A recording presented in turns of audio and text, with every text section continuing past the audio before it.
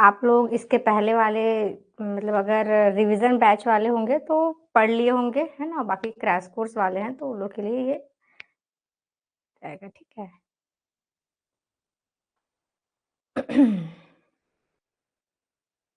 चलिए बेसिक जो आप लोगों का जो ये सर्वे है, ठीक है? इसमें एवरेज अगर देखें तो 5 टू 6 क्वेश्चंस आपको रिवीजन ही कर रहे हैं, हाँ, ठीक है, ओके। हाँ, तो बेसिक आपके सर्वे से 5 टू 6 क्वेश्चंस आपको देखने को मिलते हैं, ठीक है? और मतलब थोड़ा-सा छोटा टॉपिक्स है इसमें और थोड़ा-सा लेंदी है लेकिन मतलब बहुत ईज़ी है। अगर आप इसके सारे फ़ॉर्मूलेज़ और ये सारा कुछ याद कर लोगे और जितने भी अगर आप पीवाईक्यू भी सॉल्व कर लोगे ना, तो आपसे अगर जो भी इस वाले में जितने भी आपसे क्वेश्चन आएँगे ना, सारे आपसे बन जाएँगे, ठीक है? हाँ, हाँ, आज ही स्टार्ट है क्लास, ठीक है? चलिए, तो सबसे पहले जो इसमें हम लोग टॉपिक देखेंगे वो थोड़ा सर्वे का बेसिक है, कभी-कभार इसमें से जो स्केल के क्वेश्चन श्रृंग स्केल के क्वेश्चन ऐसे क्वेश्चन बन जाते हैं, ठीक है? या फिर हल्का थ्योरी पोर्शन, ठीक है? तो यहाँ से स्टार्ट करते हैं हम लोग। चलिए।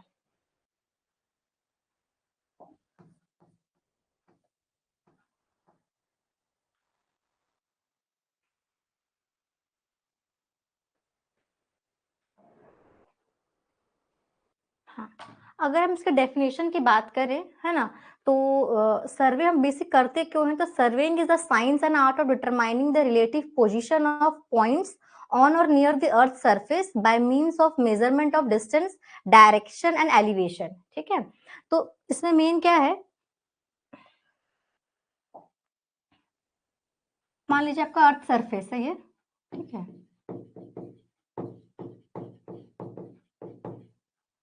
तो इसमें कोई पॉइंट है यहाँ, इससे नीचे भी आप कुछ मेज़रमेंट कर सकते हैं, इसके ऊपर भी कुछ मेज़रमेंट कर सकते हैं, कोई पॉइंट यहाँ है, कोई पॉइंट यहाँ है, इसके बीच का डिस्टेंस कैलकुलेट कर सकते हैं, किसी पॉइंट से आप एंगल कैलकुलेट कर सकते हैं, तो ये बेसिक इसमें हम लोग एंगल कैलकुलेट करें, चाहे डिस्टेंस कैलकुलेट करें, चाहे एलिवेशन कैलकुलेट करें, ठीक है? उससे किसी भी एक मतलब किसी पॉइंट का हम रिलेटिव पोज़ीशन डिटरमाइन करें, ठीक है? और बेसिक में करते क्या है हम लोग मैप्स और प्लान प्रिपेयर करते हैं किसी एरिया का अ, एंगल या डिस्टेंस डिटरमाइन कर लेते हैं, रिलेटिव एलिवेशन डिटरमाइन कर लेते हैं, इसको हम लेवलिंग बोल दिए और आप लेआउट करने के लिए आप ये सर्वे कैरी करते हो, ठीक है? अगर हम इसमें इसके प्रिंसिपल की बात करें, तो ब्रॉड में अगर देखें तो इसके पास इसका 2 प्रिंसिपल है जिस पे ये काम करता है। पहला आपको पता होगा working from whole to part है, ठीक है? और दूसरा किसी भी पॉइंट को लोकेट करने के लिए आपके पास एटलीस्ट 2 रेफरेंस पॉइंट होने चाहिए जिससे आप आगे के पॉइंट्स को रिलोकेट करो, ठीक है? तो इसमें ये 2 इसके प्रिंसिपल हैं, ठीक है? आप होल टू पार्ट का मतलब क्या हो गया? जैसे मान लीजिए आपको कोई एक ग्राउंड है, यहाँ का आपको सर्वे करना है, तो पहले आप क्या करोगे? यहाँ से सेट करके पॉइंट्स आप मतलब सर्वे करते-करते यहाँ से आप बाहर की तरफ नहीं आओगे, मतलब पहले आप कंट्रोल पॉइंट्स बाहर सेट कर लोगे इनका सर्वे करते-करते आप अंदर की तरफ आओगे, मतलब होल से पार्ट की तरफ आएँगे आप। इससे क्या होता है, इससे फ़ायदा ये होता है कि जो भी इसमें एरर आने वाला है, वो उसका एक्यूमुलेशन नहीं होता, ठीक है? तो उससे बचने के लिए हम लोग हमेशा होल टू पार्ट करते हैं, ठीक है? और दूसरा क्या है कि जो भी आपको कोई थर्ड आपको अगर कोई 2 रेफरेंस पॉइंट्स हैं पहले से, तो इसके रिस्पेक्ट में आप किसी तीसरे पॉइंट को लोकेट करते हैं। तो जब भी आप किसको अगर आपको कोई पॉइंट लोकेट करना है तो आपका 2 रेफरेंस पॉइंट रहेगा, तब आप किसी तीसरे पॉइंट को लोकेट करेंगे। तो ये 2 प्रिंसिपल पे आपका सर्वे काम करता है, ठीक? कुछ यहाँ पे स्केल्स दिया हुआ है इसमें, इसको आप लोग देख लेंगे।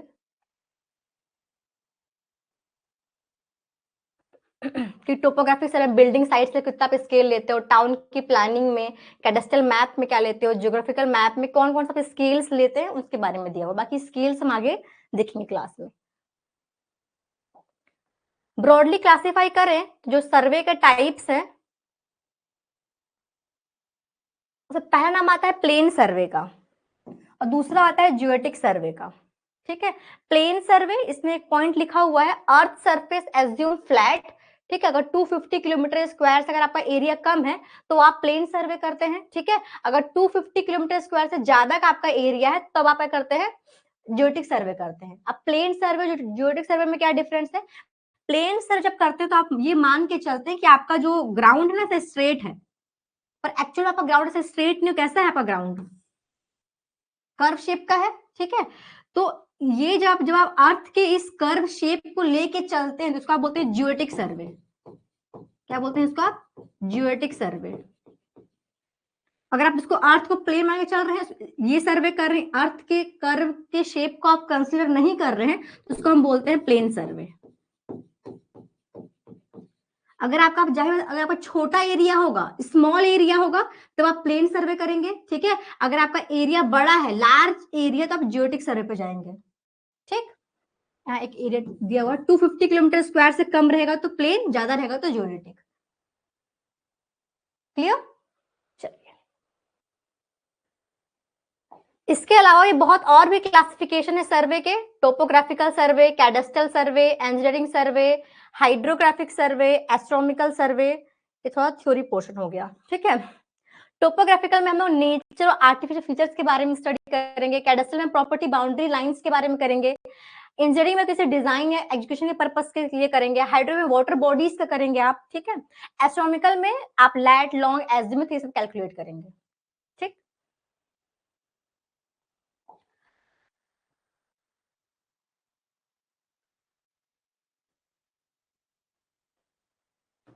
इसके अलावा अगर हम और क्लासिफाई करें सर्वे को, तो आपको इंस्ट्रूमेंट के बेसिस पे कुछ क्लासिफिकेशन देखने को मिलता है। चेन या टेप सर्वे हो गया, अगर चेन से आप कर रहे हैं, ठीक है। कंपास अगर आप यूज कर रहे हैं, आगे हम देखेंगे कंपास सर्वे पढ़ना है हम लोग को।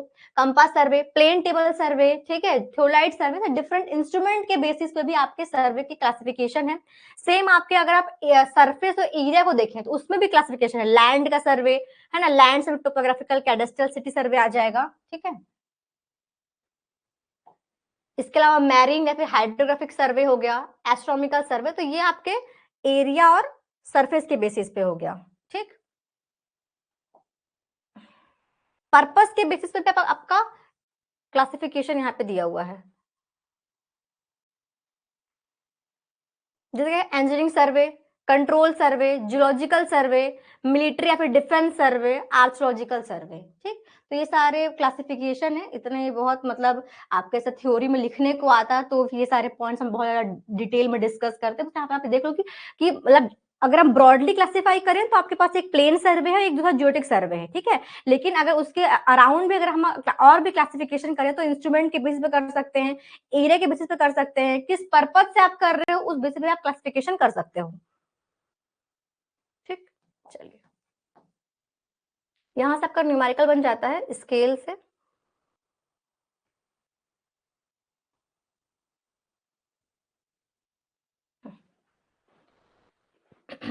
स्केल, इसी को यहाँ पे RF भी लिखा हुआ, आर।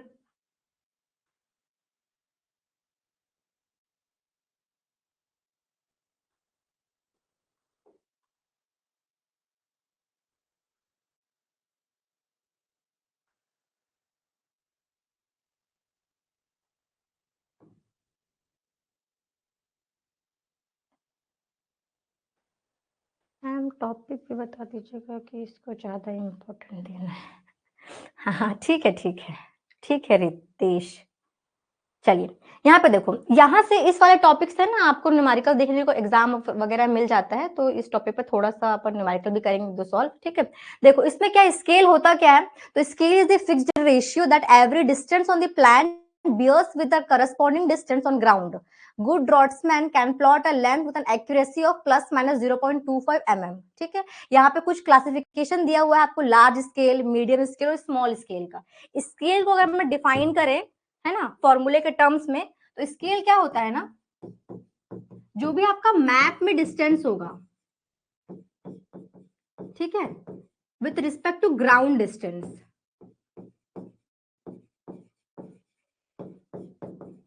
इसके रेशियो को आप स्केल बोलते हैं। जो भी आपका मैप में डिस्टेंस होगा और जो आपका ग्राउंड में डिस्टेंस, इसके रेशियो क्या बोलेंगे आप, स्केल बोलेंगे, ठीक है। जो एक अच्छा ड्रॉट्समैन होता है, जो अच्छे से प्लॉटिंग वगैरह करता है, तो उसका जो एक्यूरेसी होता है ना, प्लस माइनस 0.25 mm का होता है, ठीक है। ये पॉइंट थोड़ा नोट डाउन कर लेना आप लोग, इसको मार्क भी कर लेना, ये फॉर्मूले को लिख भी लेना, ठीक। चलिए,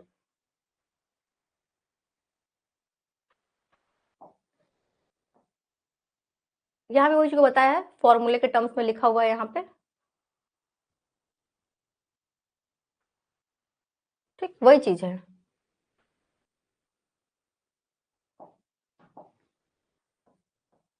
अब स्केल को रिप्रेजेंट करने का कोई तरीका होता है, 2-3 फॉर्म है। पहला लिखा हुआ है इंजीनियरिंग स्केल, ठीक है। नेक्स्ट है आपका रिप्रेजेंटेशन फैक्टर्स को आप आरएफ बोल रहे हैं। थर्ड है आपका ग्राफिकल स्केल, ठीक है। इंजीनियरिंग स्केल में क्या होता है, जैसे मान लो आपने लिखा है ऐसा 1 सेंटीमीटर इक्वल टू 10 मीटर, या फिर आपने लिखा 1 सेंटीमीटर इक्वल टू 100 मीटर। यहाँ का यूनिट और यहाँ का यूनिट क्या है, अलग अलग है। तो ऐसा अगर आप रिप्रेजेंट कर रहे हैं अपने स्केल को, ठीक, इसका मतलब क्या हुआ, मैप में जो 1 सेंटीमीटर है वो ग्राउंड में कितना है, 10 मीटर ऊपर का, मतलब यही हुआ ना। स्केल होता क्या है, मैप में डिस्टेंस अपॉन में ग्राउंड में डिस्टेंस, ऊपर का दिया 1 सेंटीमीटर, नीचे का दिया 10 मीटर, तो 1 सेंटीमीटर जो मैप में है वो ग्राउंड में कितना है, 10 मीटर, उसको आपने रिप्रेजेंट किया। तो अगर आपका यूनिट अलग अलग है तो उसको आप क्या बोलते हैं, इंजीनियरिंग स्केल, ठीक। आरएफ में क्या होता है ना, अगर यहाँ पे आप सेंटीमीटर लिखे हो, इधर में क्या होगा आपका सेंटीमीटर में ही आप लिखोगे। तो इसको अगर आप 1 सेंटीमीटर लिखे नीचे पे आपका 100 सेंटीमीटर है तो ये कट जाएगा ना, तो 1/100, मतलब ये क्या होता है, यूनिट लेस होता है। अगर हम आरएफ की बात करें तो क्या होता है, ये यूनिट लेस होता है, यूनिट नहीं होता इसमें, ठीक। अगर हम दोनों तरफ अगर आपका सेम आपने यूनिट में पुट आउट किया है तो ऐसे स्केल को क्या बोलेंगे आप, अगर ऐसा आप रिप्रेजेंट कर रहे हैं तो उसका बोलेंगे आरएफ, ठीक। और थर्ड है आपका ग्राफिकल स्केल, ठीक है, ग्राफिकल स्केल। अब बहुत सारा आपने मैप वगैरह में देखा होगा, मैप जो रहता है तो यहाँ पे कुछ ऐसा स्केल बना रहता है, ऐसे करके। तो अगर ऐसा आपने रिप्रेजेंटेशन दिया है अपने स्केल का तो उसको हम बोलते हैं ग्राफिकल स्केल। क्लियर है यहाँ तक।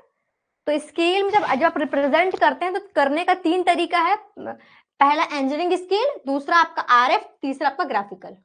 क्लियर, चलिए नेक्स्ट।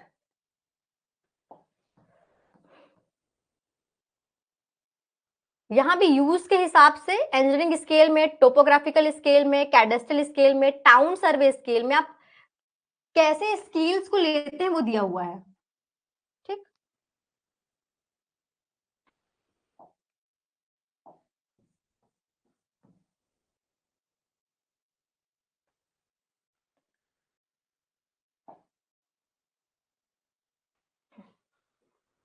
यहां से आपका न्यूमेरिकल बनता है, ठीक है, तो इसको थोड़ा सा एक न्यूमेरिकल भी देख लेंगे।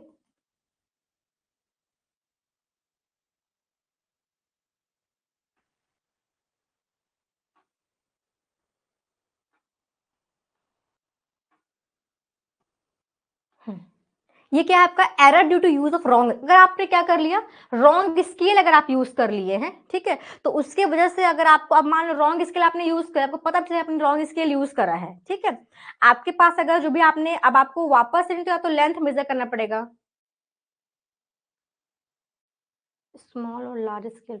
अच्छा एक और चीज, हाँ हाँ स्केल में ना ये चीज भी है, यहाँ पर टर्म लिखा भी होगा, एक टर्म देखो यहाँ पे लिखा हुआ है, लार्ज द डिनोमिनेटर और R F small the scale. जैसे मान लो अगर आपको 2 एग्जांपल दूं, एक मैं लिखी हूँ 1/100, यहाँ पे मान लीजिए 1/1000, ठीक। अगर मैं को कंपैरिजन करना है कि दोनों में से स्मॉल स्केल कौन सा है, लार्ज स्केल कौन सा, तो कौन सा हो जाएगा, यहाँ पे टर्म देखिए, लार्ज द डिनोमिनेटर, डिनोमिनेटर नीचे वाला, जितना आपका डिनोमिनेटर क्या होता है, बड़ा होते जाता है, आर एफ उतना ही क्या होता है आपका, छोटा होते जाता है। अगर मैं कंपैरिजन करना है दोनों में से तो स्मॉल स्केल कौन सा किसका होगा, इसका या फिर इसका,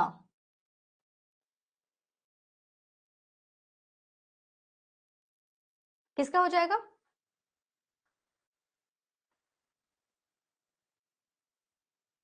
इसका देखो डिनोमिनेटर ये बड़ा है एज कंपेयर इसके, ठीक है, तो ये आपका क्या हो जाएगा, ये आपका स्मॉल स्केल होगा, ये आपका लार्ज स्केल होगा। जितना छोटा आपका क्या है डिनोमिनेटर है, उतना आपका स्केल क्या होता जाता है, लार्ज हो जाता है। जितना बड़ा आपका डिनोमिनेटर होता है उतना आपका स्केल क्या होता जाएगा, छोटा होते जाएगा। हाँ 1000 वाला, ठीक है, चलिए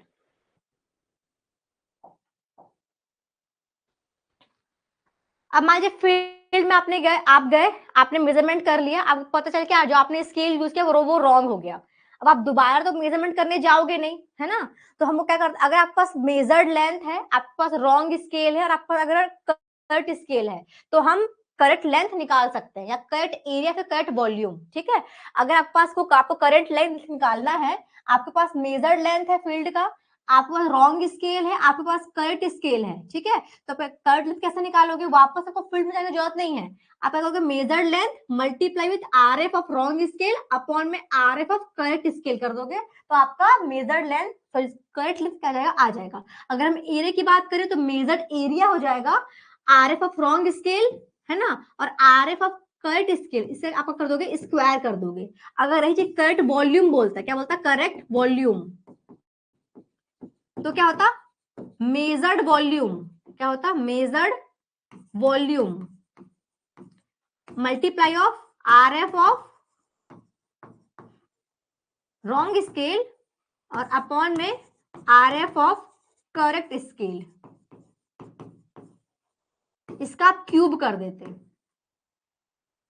ठीक, अगर आपके पास लेंथ रहेगा तो सिंपल है, कुछ भी नहीं रहेगा। ठीक है, पावर में एरिया बोलेगा तो स्क्वायर कर देना है और वॉल्यूम बोलेगा तो क्यूब कर देना है।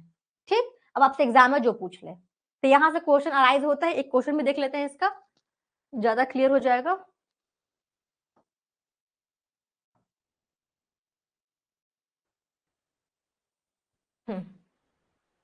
देखिए इसमें क्या दिया हुआ है, इसमें क्या बोल रहा है? A surveyor measure a distance between 2 points mark on the plan to a scale of 1 centimetre equal to 1 metre. ये देखो यहाँ पे ये कौन सा कैसा स्केल रिप्रेजेंटेशन हो गया, ये कैसा रिप्रेजेंटेशन है? इंजीनियरिंग स्केल है ये, है ना? इधर देखो अलग यूनिट है, इधर देखो अलग यूनिट है, तो ये कौन सा स्केल हुआ? आपका इंजीनियरिंग स्केल हुआ। ठीक, चलिए क्या दिया हुआ है? And found it to be 50 metre, मतलब वो जो डिस्टेंस है जो कि फील्ड में मेजर हुआ है, वो डिस्टेंस आपको दिया 50 मीटर। जो आपने मेजर किया डिस्टेंस, मेजर डिस्टेंस कितना है? 50 मीटर है। ठीक, later be detected that has used wrong scale, आपको रॉन्ग स्केल लिख के ही दे दिया है, ये है रॉन्ग स्केल। कितना है? 1:50। ठीक है, चलिए डिटरमाइन दी करेक्ट लेंथ, आपको लेंथ निकालना है सही वाला, और बोलता है what would be the correct area भी निकालना है अगर मेजर्ड एरिया ये है। डिस्टेंस मेजर 50 दिया हुआ है और एरिया आपका 50 मीटर स्क्वायर दिया हुआ है। ठीक, और देखो ये रॉन्ग स्केल दिया है 1:50। अगर देखो अगर क्वेश्चन में ना आपको रॉन्ग स्केल नहीं भी लिखा होता, रॉन्ग स्केल नहीं भी लिखा होता, और अगर कभी बोले कि लेटर, लेटर के बाद जो भी आपको स्केल देगा ना वो रॉन्ग स्केल ही होगा। ठीक है, आपको क्वेश्चन में अगर नहीं भी समझ में आ रहा कि रॉन्ग स्केल कौन सा है और राइट स्केल मतलब ट्रू स्केल कौन सा है, तो लेटर के बाद जो आपको स्केल देगा, ध्यान देंगे क्वेश्चन में, वो आपका क्या होगा? रॉन्ग स्केल होगा। यहाँ पर तो वैसे भी दे दिया है लिख के, अगर नहीं देता तो टू के केस के लिए। बाकी ट्रू स्केल जो सही स्केल है आपका, करेक्ट स्केल कितना है भाई? 1 सेंटीमीटर इक्वल टू बोलता है 1 मीटर, तो उसको कन्वर्ट कर लेते हैं, कितना हो जाएगा? ऊपर में सेंटीमीटर, तो नीचे में सेंटीमीटर का, तो उसको कितना हो जाएगा? ये 100 हो जाएगा, तो ये बन गया आपका 1/100, ये आपका आ गया। अगर मेरे को सही निकालना होता है करेक्ट लेंथ, तो कैसे निकालते हैं करेक्ट लेंथ? क्या होता है फॉर्मूला? जो भी आपका मेजर्ड लेंथ है, जो भी हमने मेजर किया length, multiply with R F, कौन सा आर एफ होता है ऊपर में? रॉन्ग होता है ऊपर में, रॉन्ग, नीचे होता है आर एफ करेक्ट। लेंथ के लिए कोई पावर में कुछ भी नहीं रहेगा, तो लेंथ कितना है आपका? 50 मीटर है। आर एफ रॉन्ग कितना है आपका? 1/50 है, और सही कितना है? 1/100।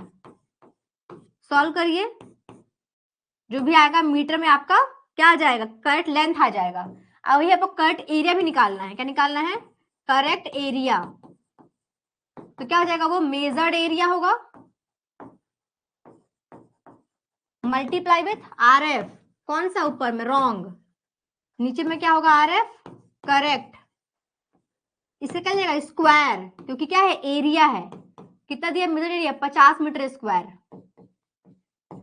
रॉन्ग कितना है, 1 in 50, सही कितना है, 1 in 100, इसका हो जाएगा स्क्वायर, ये ठीक। यहां जो आएगा वो मीटर स्क्वायर में आ जाएगा, एरिया है ना। सॉल्व करिए इसको, ये आपको 100 मिल रहा होगा, और इधर आपको 200 मिल रहा होगा, ठीक। तो यहाँ ऐसा क्वेश्चन आपको एग्जाम में देखने को मिलेगा, प्रीवियस ईयर में भी आया हुआ क्वेश्चन है ऐसा। हाँ, 100 और 200, ठीक है रोहित।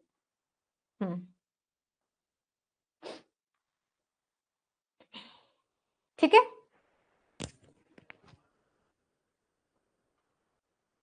तो ये जो अभी तक हमने जो टॉपिक देखा ना, इससे जो आपका एक न्यूमेरिकल क्वेश्चन जो बनता है, यहाँ स्केल से बनता है, ठीक है। स्केल से मान लो कि अगर सिंपल दे पूछना है तो आपको मैप में डिस्टेंस और ग्राउंड डिस्टेंस दे देगा, बोलेगा इसका आरएफ कितना होगा, सिंपल निकाल सकते हैं आप। या इसमें से स्केल मतलब कि लार्ज स्केल कौन सा है, या इसमें से आपको 3-4 ऑप्शन दे देगा, बोलेगा स्मॉल स्केल कौन सा है, या बोलेगा लार्ज स्केल कौन सा है, ठीक। बाकी ये एरर वाले से पूछ सकता है आपसे, करेक्ट लेंथ निकालने, एरिया निकालने या फिर वॉल्यूम निकालने के टर्म्स के लिए, ठीक।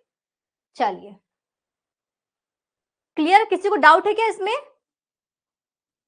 किसी को भी?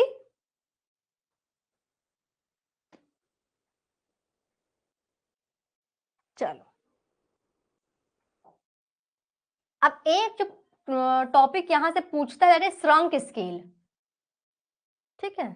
अब ये श्रंक स्केल क्या होता है, श्रंक मतलब क्या होता है, मान लीजिए कोई चीज, ठीक है, कोई चीज इतना है, अब ये श्रंक हो गया, मतलब छोटा हो गया, तो क्या होता है, वो जो पेपर होता है आपका, वो क्या होता है, टाइम के रिस्पेक्ट में वो थोड़ा श्रंक भी होता है, ठीक।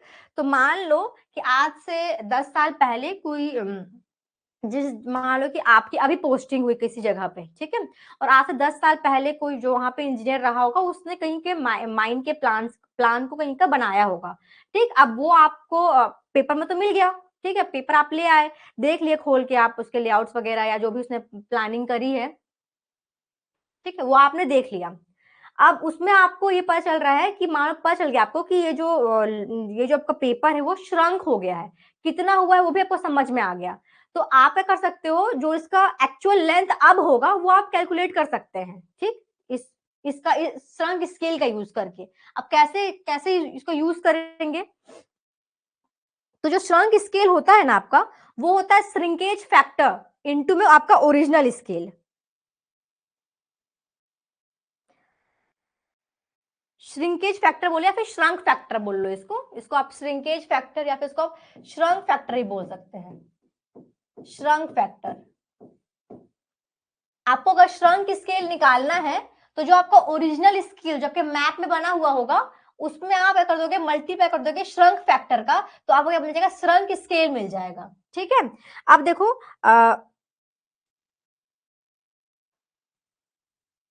अब ये श्रंक फैक्टर कैसे निकालेंगे आप, जो श्रंक फैक्टर है ये कैसे निकालोगे,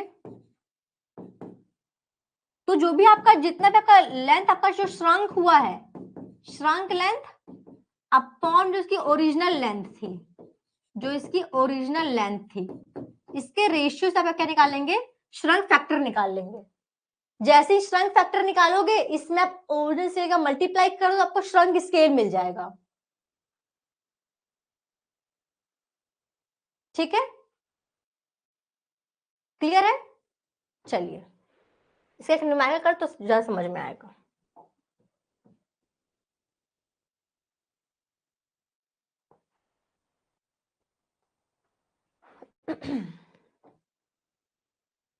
इसमें क्या बोला है, a map shrunk such that a 25 centimetre line is now 24.5 centimetre, मतलब जो पहले मान लो कि आपके मैप में लिखा हुआ है कि 25 सेंटीमीटर है, लेकिन अगर आप अभी मेजर कर तो आपको कितना मिल रहा है, 24.5 का मिल रहा है, मतलब आपका पेपर क्या हो गया है, श्रंक हो गया है। जो 25 था भाई, 25 लिखा हुआ है ना, कोई लाइन है आपके मैप में, 25 लिखा हुआ, 25 सेंटीमीटर है वो, लेकिन जब आप मेजर कर रहे हैं आप स्केल से तो वो 24.5, मतलब आपका पेपर क्या हो गया, श्रंक हो गया है। ठीक है, चलिए आप क्या बोलता है, if a line measure 6 centimetre shrunk map, अगर उसी मैप में कोई लाइन है 6 सेंटीमीटर की, तो बोलता है what is the actual ground distance, तो उसका ग्राउंड में डिस्टेंस कितना होगा भाई, है ना। अगर आपकी ओरिजिनल स्केल ये है तो देखो कुछ नहीं करना है इसमें, आपके पास क्या है, सबसे पहले आप श्रंक फैक्टर निकालें। क्या करेंगे इसमें, आप श्रंक फैक्टर निकालेंगे। कैसे निकालेंगे, जो भी आपका क्या है, जो भी आपका श्रंक हुआ है लेंथ, जो भी आपका लेंथ श्रंक हुआ है अपॉन में आपका ओरिजिनल लेंथ करना है आपको, ओरिजिनल लेंथ। ठीक, तो श्रंक कितना हुआ आपका लेंथ, 24.5 है, हो गया है, पहले था ये 25 था। सॉल्व करिए इसको, सॉल्व करिए, चाहिए इतने रहने दीजिए। ठीक, 24.5 अपन में 25, ये आपका क्या आ गया, श्रंक फैक्टर आ गया। क्लियर, चलिए अब क्या करना है आपको, आपको ओरिजिनल स्केल दिया हुआ है ना, हम क्या करें यहाँ पे श्रंक स्केल निकाल लें। क्या निकाल लें भाई, श्रंक स्केल निकाल लें। कैसे निकालें श्रंक स्केल, तो जो भी आपका श्रंक फैक्टर है, श्रिंकेज फैक्टर है, इसमें आप मल्टीप्लाई कर देंगे ओरिजिनल स्केल का, यही होता है फॉर्मूला। श्रंक फैक्टर कितना है आपका 24.5 अपॉन में 25, ये है। ओरिजिनल स्केल कितना है 1 in 200, ये आपका आरएफ के टर्म में रिप्रेजेंटेशन है ना, 1 in 2000, सॉरी 2000, है ना। चलिए इसका आप सॉल्व करिए और श्रंक स्केल निकालिए। स्केल को हम लोग हमेशा ना 1 in के फॉर्म में रिप्रेजेंट करते हैं। ठीक है, कैसे करते हैं, 1 in के फॉर्म में, तो आप इसको 1 in के फॉर्म में ही लिखना। तो इसको जब 1 in के फॉर्म में लिखोगे तो आपको कुछ ऐसा मिल रहा होगा, 1 अपॉन में 2040.816, ऐसा। स्केल को हम लोग हमेशा 1 in के फॉर्म में लिखते हैं, 1 in के फॉर्म में। इसको जब सॉल्व कर रहे होगे तो कुछ पॉइंट में आ रहा होगा, उसको 1 से एक बार डिवाइड कर देना, तो जो वैल्यू आएगा उसको 1 in के फॉर्म में लिख देना आप। ठीक, ये आपका आ रहा होगा श्रंक स्केल। आपको लेकिन श्रंक स्केल नहीं निकालना था, आपको निकालना क्या है, आपको बोल रहा है कि जो जो आपका लाइन आपके मैप में कितना है 6 सेंटीमीटर, मैप में कोई लाइन है, मैप में लेंथ अगर 6 सेंटीमीटर है तो ये ग्राउंड में कितना होगा इसका लेंथ, ग्राउंड में लेंथ कितना होगा पूछ रहा है आपसे। कैसे निकालेंगे, स्केल क्या होता है, मैप में डिस्टेंस अपॉन में ग्राउंड में डिस्टेंस होता है। स्केल अब यहाँ पे स्केल को यूज करोगे आप, श्रंक वाला यूज करोगे, श्रंक वाला, तो कितना है ये 1 in 2040.816, मैप में डिस्टेंस 6 सेंटीमीटर है, तो ग्राउंड का डिस्टेंस निकाल लो डी, ग्राउंड का डिस्टेंस डी निकाल लीजिए, समथिंग आ रहा होगा 12244.89, ये सेंटीमीटर में आ रहा होगा, इसको अगर मीटर में कन्वर्ट करेंगे तो 122.448 मीटर हो जाएगा ये।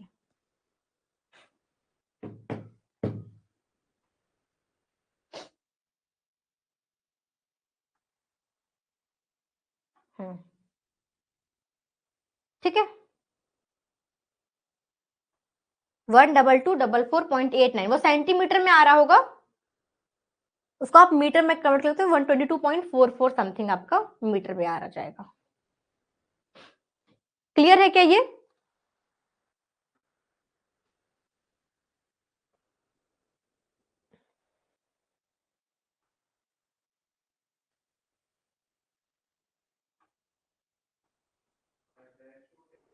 तो जो बेसिक ऑफ सर्वे जो टॉपिक है आपका, ठीक है, इसमें से स्केल से ही क्वेश्चन अगर पूछेगा तो स्केल से ही अराइज होता है।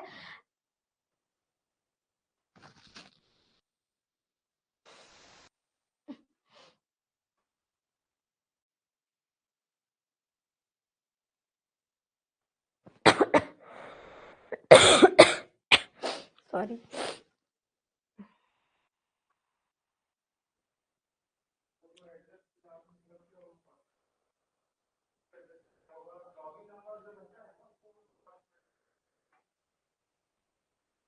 क्लियर है,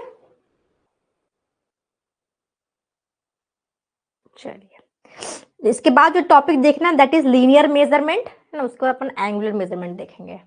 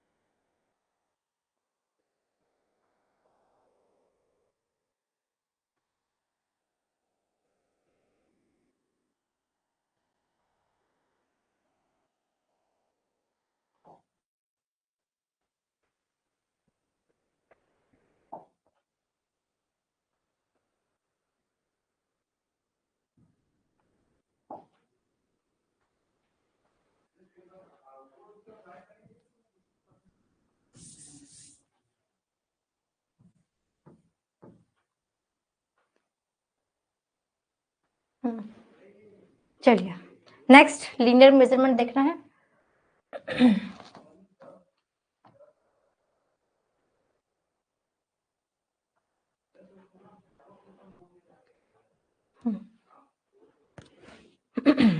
इसमें क्या लिखा देखो, chain survey is the simplest form of land survey where only linear measurements are taken using chain or tape to determine position of features on the ground, suitable for small fairly level and open areas, no angular measurement is involve. इसमें कोई भी आप angles का बात नहीं करते हैं, आप सिर्फ लीनियर यानी कि डिस्टेंस का बात करेंगे इसमें आप, ठीक है।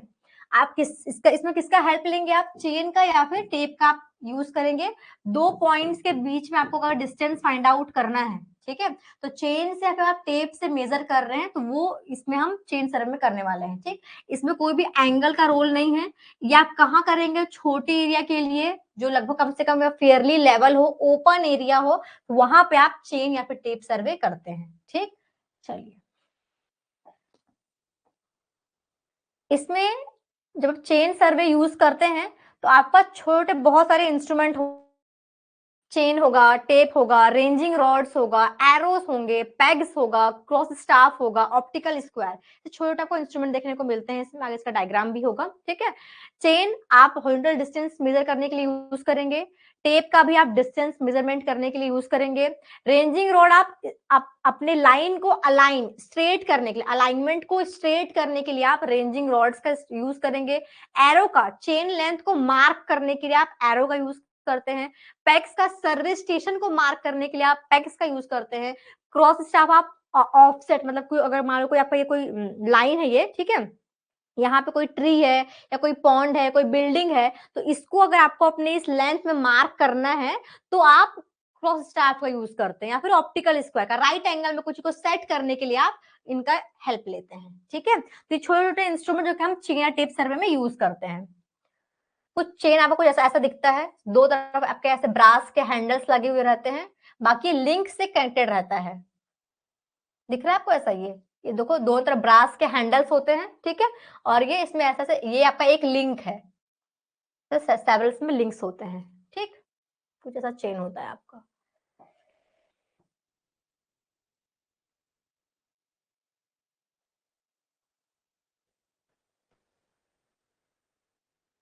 हाँ, इसमें क्या है, द प्रिंसिपल ऑफ चेंज, जैसे कि हमने अभी जब हम लोग सर्वे बेसिक सर्वे देखे तो आपने देखा कि जब हम सर्वे करते हैं तो उसका दो प्रिंसिपल, एक working from whole to part और दूसरा किसी भी पॉइंट को लोकेट करने के बाद एटलीस्ट दो रेफरेंस पॉइंट होने चाहिए, ठीक।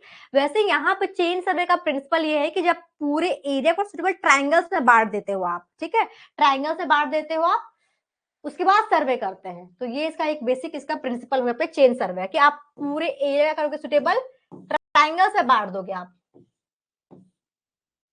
इस टाइप का कोई भी, ये होगा ट्रायंगल, ये होगा ट्रायंगल, तो सुटेबल आपने ट्रायंगल से पूरे एरिया को अपने पहले बांट लिया, उसके बाद आप सर्वे करोगे, तो ये चेन सर्वे का एक प्रिंसिपल हो गया।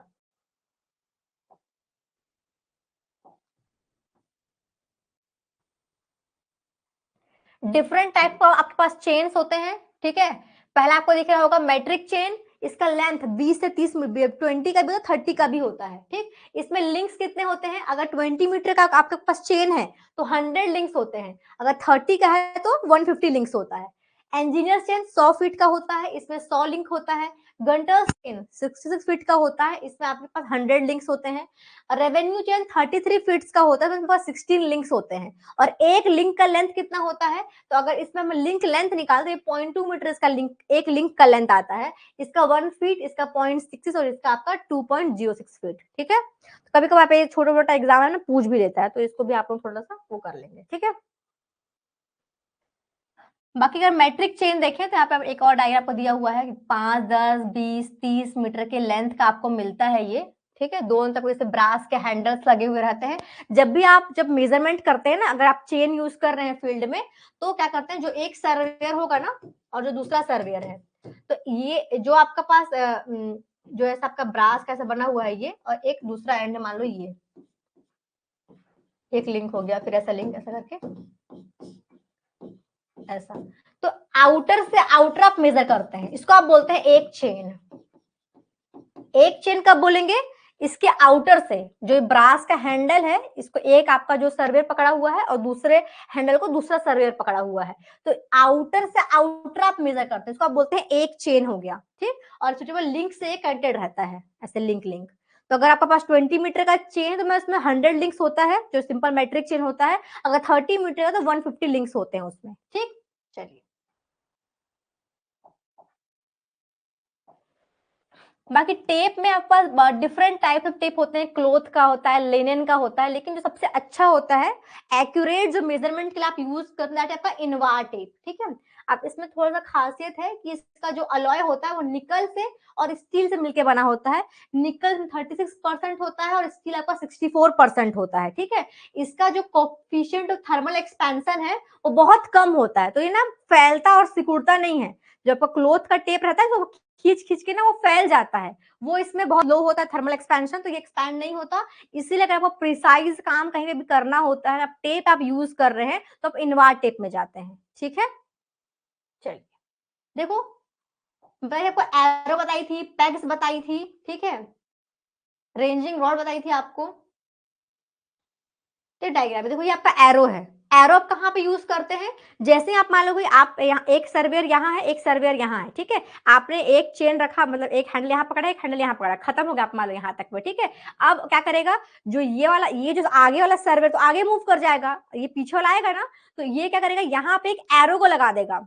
जैसे खत्म होता है ना, एक चेन आपका मान लो खत्म हुआ, जैसे आप यहाँ से आपको यहाँ तक का सर्वे करना है, ठीक है, डिस्टेंस आपको कैलकुलेट करना है। तो एक जो यहाँ पे अपने एक मान एक चेन खत्म हो गया, यहाँ पे एक चेन क्या हुआ, खत्म हुआ, तो यहाँ पे जो एक सर्वेयर एरो को पुट कर देगा, ठीक। तब ना ये वाला सर्वेयर जब आपका आएगा तो उसको दिखेगा, अच्छा यहाँ पे एरो है, मतलब यहाँ पे क्या हुआ होगा, ये पॉइंट खत्म हुआ होगा, तो फिर वो वापस यहाँ पर रहेगा पॉइंट। तो ऐसे करते करते आप आगे पूरा सर्वे करते जाएंगे, ठीक। तो एरो जहां पे एक चेन खत्म होता है आप एरो पुट करते हैं, क्लियर।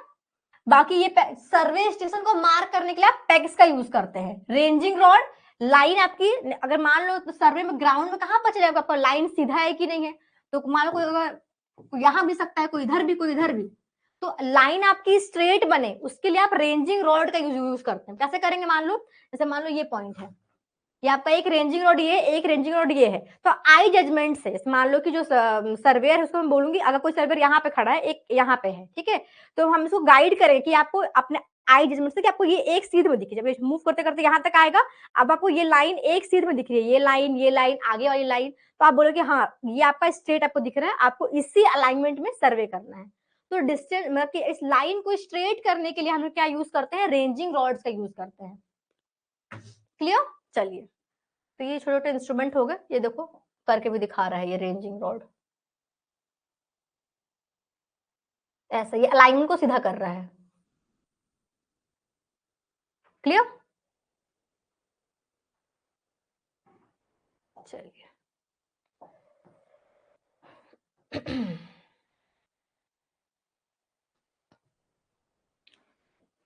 अब देखिए, अगर आप पास ग्राउंड बिल्कुल सीधी है तब तो कोई दिक्कत ही नहीं है। मान लो ग्राउंड बिल्कुल आपका फेयर है, ऐसा अनइवन नहीं है, आपको रफली आपका लेवल दिख रहा है, तो आप सिंपल अपना यहाँ पे एक एक जो सर्वेयर यहाँ रहेगा, एक सर्वेयर यहाँ रहेगा, चेन को पकड़ के आगे सर्वे करते जा रहे हैं, ऐसे करते करते, ठीक है। लेकिन मान लीजिए अगर आपका अनइवन ग्राउंड है, तो स्लोपिंग ग्राउंड है, और यहाँ पे अगर आपको सर्वे करना है चेन से, तब आप कैसे करेंगे। तो यहाँ पे करने के आपके पास दो तरीके हैं, एक होता है डायरेक्ट मेथड, जिसको हम बोलते हैं मेथड ऑफ स्टेपिंग भी बोलते हैं। क्या बोलते हैं, एक पहला मेथड क्या है, डायरेक्ट मेथड, इसको मेथड ऑफ स्टेपिंग भी बोलते हैं। इसमें क्या होता है, मान लो ग्राउंड कुछ ऐसा है आपका, ये ग्राउंड है, ठीक है, आपको यहाँ पे अब चेन से करना है, तो क्या करोगे आप, ये मान लो चेन का एक पॉइंट आपने पकड़ा, यहां से यहाँ जहां तक स्ट्रेट है आपने यहाँ तक चलेगा, स्ट्रेट मेजर कर लिया यहाँ तक, फिर आप इसको ड्रॉप करा दिए, फिर ये आपने चेन पकड़ा, ये आप ड्रॉप करा दिए, ये इसको आप ड्रॉप करा दिए, ये ड्रॉप करा दिए, ये ड्रॉप करा दिए, ठीक।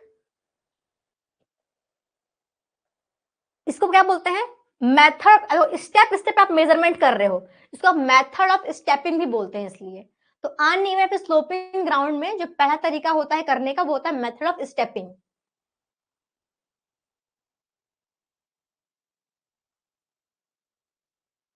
ठीक। ये आपका डायरेक्ट मेथड हो गया। देखो रोहित, अगर सिंपल अगर आपका ऐसा ग्राउंड तो आप सिंपली यहाँ पे अपना चेन को रखें और यहाँ पे चेन को रखें, तो आपने मेजरमेंट कर लिया। लेकिन ग्राउंड मान लो आपकी कैसी है, ग्राउंड स्लोपिंग में है, स्लोप में है। अब आपको मेजरमेंट करना है, मेजरमेंट करना है मतलब यहां से यहां तक आपको लेंथ निकालना है, ये लेंथ निकालना है आपको। तो कैसे करेंगे, क्या करते हैं, जैसे मान लो आपका, मान लो ये चेन है मेरा, है ना, ये चेन है। तो जैसे मान लो एक पॉइंट, एक सिरे को मैंने पकड़ा, एक जो दूसरा आपका जो सर्वर वो यहाँ पकड़ेगा, ठीक है। यहाँ से यहाँ तक मान लो मेजरमेंट कर लिए। अब यहाँ से परपेंडिकुलर गिराएंगे आप, प्लम बॉब की हेल्प से क्या करते हो आप लोग, 90 डिग्री करते हैं ना, तो प्लम बॉब गिरा दिया आपने। तो जहां पे ग्राउंड पे आया उस पॉइंट को आपने मार्क कर लिया, फिर वहां से आप फिर ये गए, ये लेंथ गए आप, फिर यहाँ से परपेंडिकुलर ड्रॉप कराया प्लम बॉब की हेल्प से, फिर आप इसको आगे लेंथ गए। तो ऐसे करते अगर आप स्टेप में काम करें, तो सीढ़ी बन रहा है ना, इसको मेथड स्टेपिंग भी बोलते हैं, आपका डायरेक्ट मेथड निकालने का। अब आप इसको क्या करते हो, तो मेजर कर लोगे, ये आपका L1 हो गया, ये L2 हो गया, मान लो ये L3 लेंथ हो गया, L4 सबको जोड़ दो तो ये आपका लेंथ आ जाएगा यहाँ से यहाँ तक का, ठीक। तो स्लोपिंग ग्राउंड में करते हैं इसको हम लोग, अगर ग्राउंड बहुत स्लोप में है, अगर आपका स्ट्रेट ना होके स्लोप में है, ठीक। चलिए, इसमें एक इनडायरेक्ट तरीका भी होता है।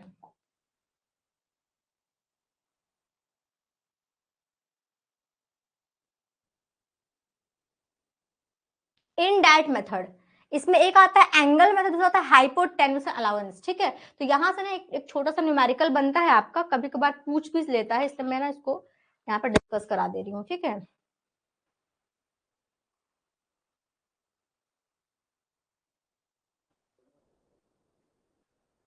देखो इसमें क्या है ना, जैसे मान लो एंगल में हमें क्या है, जैसे मान लो आपका ग्राउंड ये था,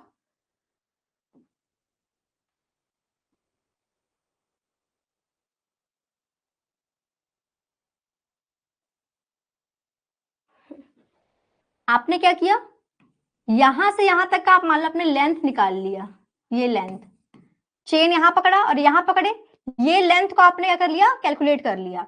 आपको लेकिन चाहिए तो ये स्ट्रेट लेंथ, और किसी एंगल मेजरिंग डिवाइस से आपने ये थीटा कैलकुलेट कर लिया, किसी एंगल मेजरिंग डिवाइस से, ठीक है, आपने थीटा, ये एंगल आपने निकाल लिया। आपके पास माइनर इंस्ट्रूमेंट भी होते हैं ना एंगल वगैरह निकालने के लिए, तो आपने ये एंगल निकाल लिया। आपको ये डी निकालना है, तो डी कैसे निकालोगे आप, L1 cos थीटा हो जाएगा क्या, L1 cos थीटा। अगर ये थीटा है, ये L1 लेंथ है, ये लेंथ आप निकाल लोगे, चेन से आपने मेजर कर लिया, ये टेप से आपने यहां से हम मेजर कर लिया, ठीक है। आप पास लेंथ है, किसी एंगल मेजरिंग डिवाइस में थीटा कैलकुलेट कर लिया है, आपको डी निकालना है, ये डिस्टेंस डी कैसे निकालोगे, L1 cos थीटा, ठीक। आपको डी आ जाएगा डिस्टेंस, ये आपको निकालना था। तो ये इनडायरेक्ट तरीका हो गया, ये हो गया आपका एंगल मेथड। ये कौन सा मेथड हो गया आपका, एंगल मेथड, क्लियर। चलिए, जो दूसरा आपका है ये हाइपोटेन्यूसल अलाउंस, इसमें क्या करते हैं ना हम,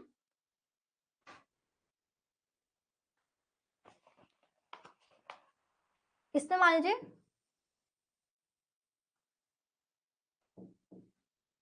ये आपका एक चेन है, ये मान लो एक चेन है आपका ए से लेके बी तक का, ये आपका ए से बी आपने किया, ये आपने चेन पुट किया और यहाँ ए से बी आपने लेंथ कैलकुलेट कर लिया। लेकिन एक्चुअल में जो स्ट्रेट डिस्टेंस है वो इससे क्या है, कम है। वो कितना कम है, अगर मैं इसको ऐसा कराऊं, ट्राइंगल तो मान लो ऐसा बनेगा, ये ट्राइंगल,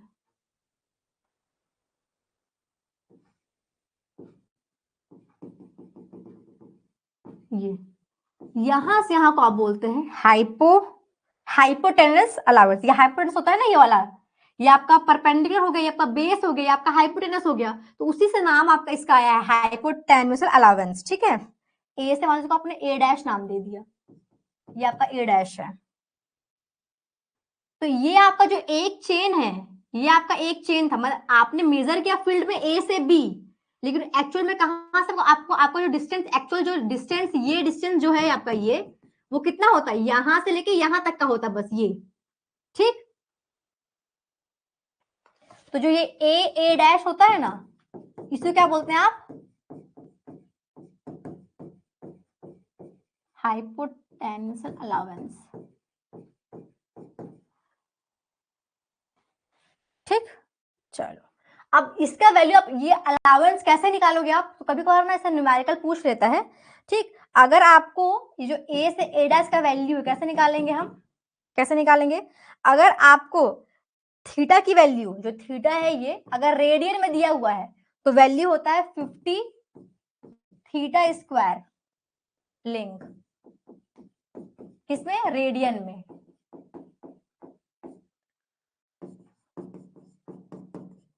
यही अगर आप डिग्री में होगा तो 1.5 थीटा स्क्वायर अपॉन में 100 लिंक, ये आपका डिग्री में है।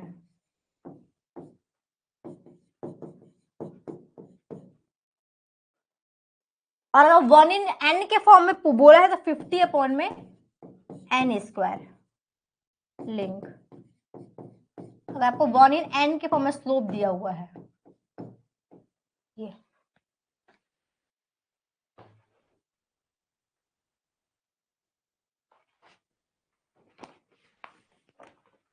इसका क्वेश्चन करो तो ज्यादा आपको क्लियर हो जाएगा।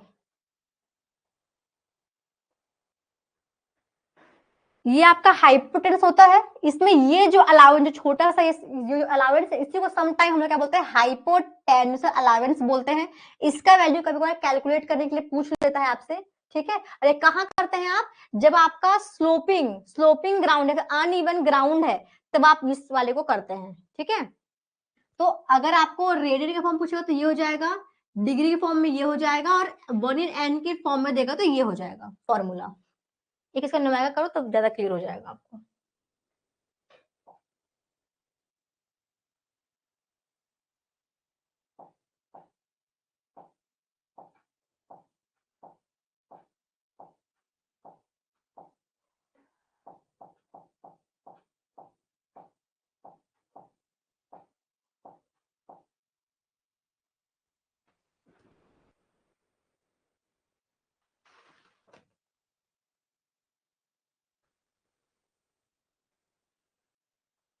मान लीजिए क्वेश्चन में यहीं पे देती हूँ, क्वेश्चन में क्या बोल रहा है आपको,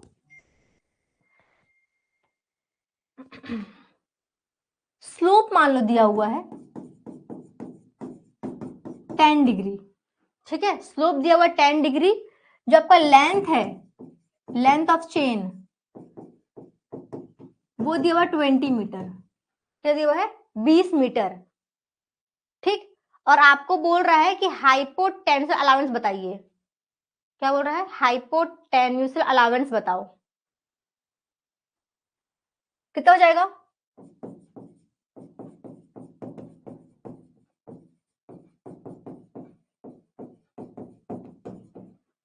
कितना हो जाएगा। यहाँ पर थीटा किस फॉर्म में दिया हुआ है आपको, डिग्री के फॉर्म में दिया हो, तो डिग्री क्या होता है फॉर्मूला ए डैश के लिए, 1.5 थीटा स्क्वायर अपॉन में 100 लिंक, ये होता है क्या फॉर्मूला, होता है ना। बस पुट कर दीजिए 1.5 थीटा कितना है 10 का स्क्वायर,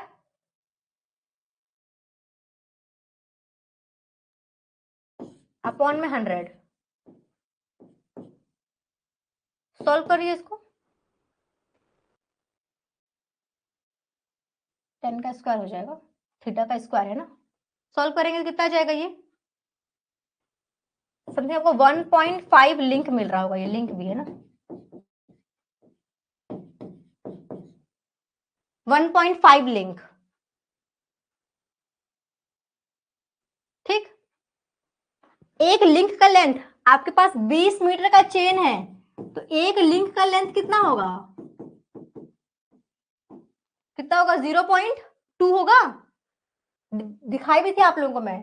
अगर 20 मीटर का चेन या 30 मीटर का चेन तो एक लिंक कितने का होता है, एक लिंक मतलब देखो जो ये आपका जो ब्रास का हैंडल था ना ऐसा करके चेन, एक लिंक यहाँ पे खत्म हो गया, ये ऐसा, ये लिंक ऐसा आपके पास अगर 20 मीटर का चेन है, ऐसा कितने लिंक होते हैं आपके पास, 100 लिंक होते हैं। 20 मीटर का चेन कितना होता है, 100 लिंक्स होते हैं, तो एक लिंक का लेंथ आप निकाल सकते हैं ना यहाँ से,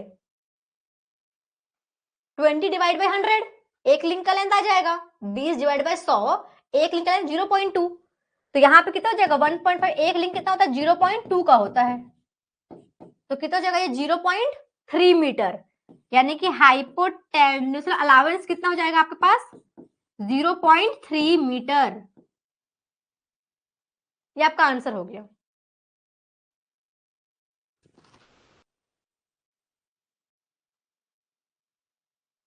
क्लियर है क्या?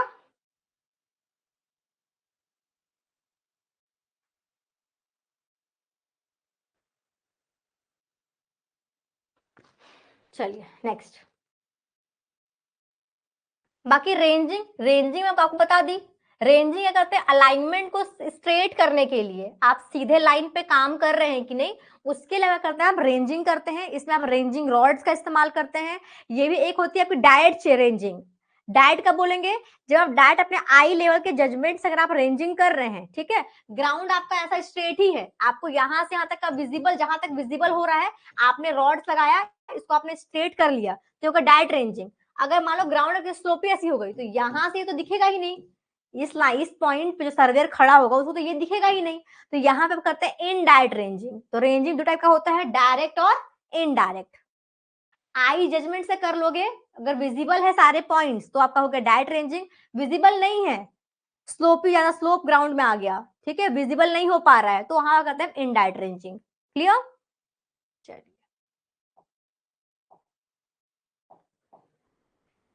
ये इनडायरेक्ट रेंजिंग का है।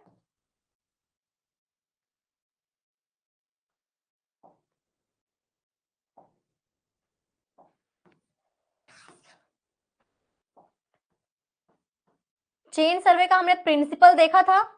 चेन सर्वे के प्रिंसिपल हमने क्या देखा था कि आप सुटेबल जो एरिया होता है उसको आप क्या करते हैं, पूरे ट्राइंगल से पहले आप क्या करते हैं, बांट देते हो।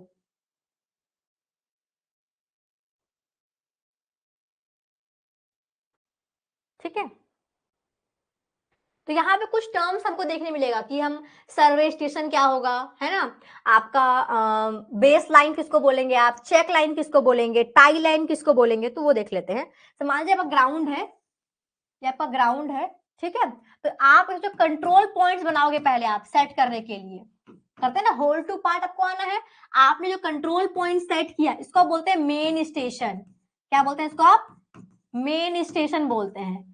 मेन स्टेशन से इसको जो हम ट्रायंगल के फॉर्म बनाते हैं, मेन जो ट्रायंगल के से आप डिनोट करते हैं, ट्रायंगल से आप अपने मेन स्टेशन को डिनोट करते हैं। मान लीजिए आपका ये नाम हो गया ए, ये बी हो गया, ये सी, ये डी, ये आपका ई हो गया।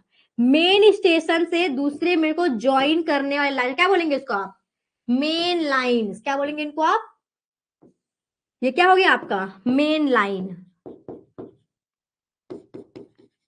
मेन लाइन हो गया। ठीक, इस पूरे आपके ग्राउंड को दो इक्वल हिस्सों में बांटने वाली जो सबसे लॉन्गेस्ट लाइन होगी, ठीक है, मान लीजिए ये आपने बांट दिया ऐसे करके, इसको आप बोलोगे अपना बेस लाइन। क्या बोलोगे इसको आप, रफली आपके दोनों मतलब इस पूरे ग्राउंड को दो इक्वल हिस्से में बांटता है, इधर इक्वल तो नहीं बोलेंगे लेकिन रफली इक्वल हिस्से में बांटता है, तो लॉन्गेस्ट लाइन होती है, इसको हम बोलते हैं अपना बेस लाइन। क्लियर?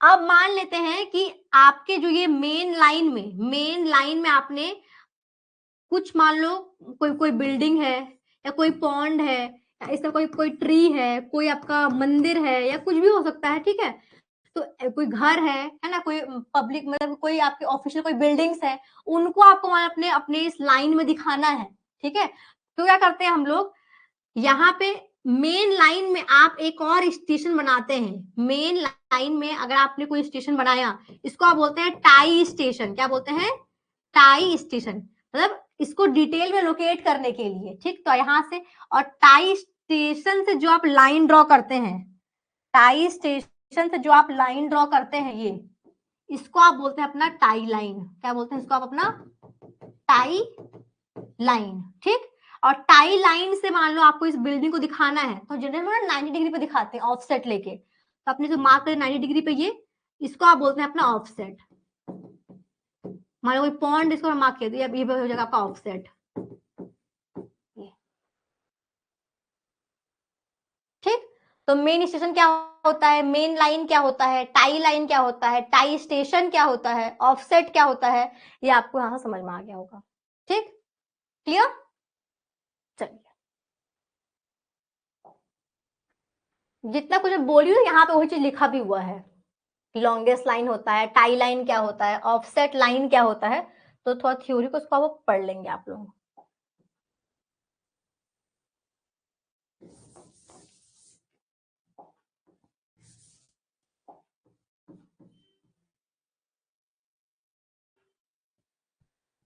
यहाँ भी आपको ऑफसेट के बारे में लिखा हुआ है, इसको थोड़ा थ्योरी आप लोग उसको पढ़ लेंगे। अब यहाँ पे टेप और चेन के करेक्शन की बात करता है, तो कुछ यहाँ पे ना हमको करेक्शन देखने को मिलता है। लेंथ में करेक्शन, अगर आपका चेन या टेप क्या हो गया है, इलोंगेट हो गया है या फिर शॉर्ट हो गया है, ऐसे ही आपको sag correction, slope correction, temperature correction, pull sag है ना, mean sea level correction, misalignment correction. तो ये कुछ डिफरेंट ना यहाँ पे आपके पास फॉर्मूला है, यहाँ से क्वेश्चन आपका अराइज होता है, इसको हम देख लेते हैं। ठीक है, यहाँ पे देखो, यहाँ पे पहला बोल रहा है आपके पास चेन या लेंथ में जो करेक्शन होती है,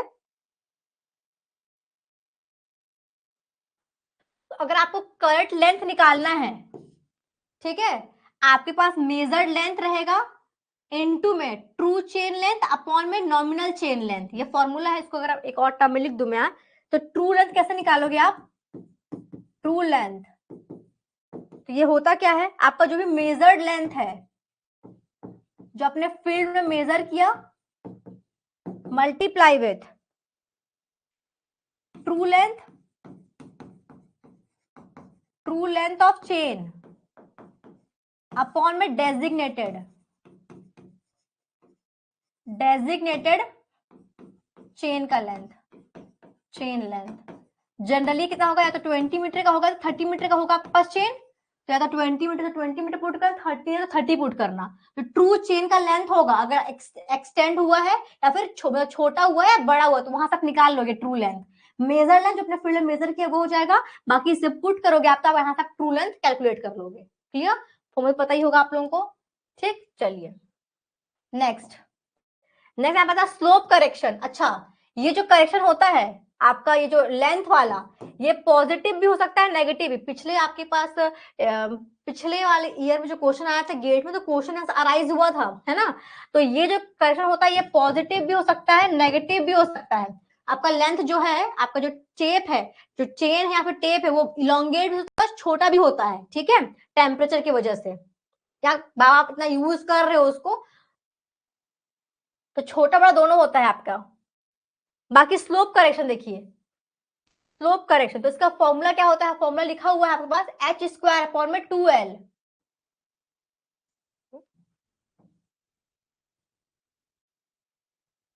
फॉर्मूला नोट डाउन कर लेंगे आप लोग, ठीक है, इंपॉर्टेंट है फॉर्मूला।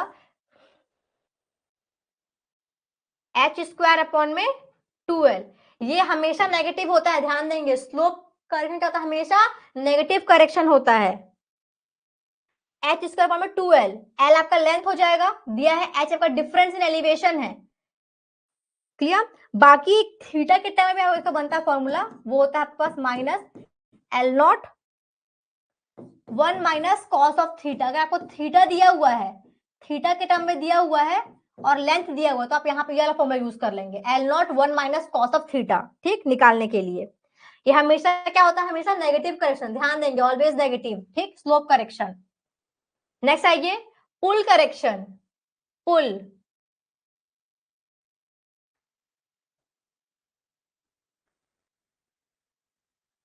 पॉजिटिव भी हो सकता है, नेगेटिव भी हो सकता है पुल करेक्शन। ठीक, फॉर्मूला क्या बोलता है, P minus P not into में लेंथ अपॉन में आपका ए और आपका ई।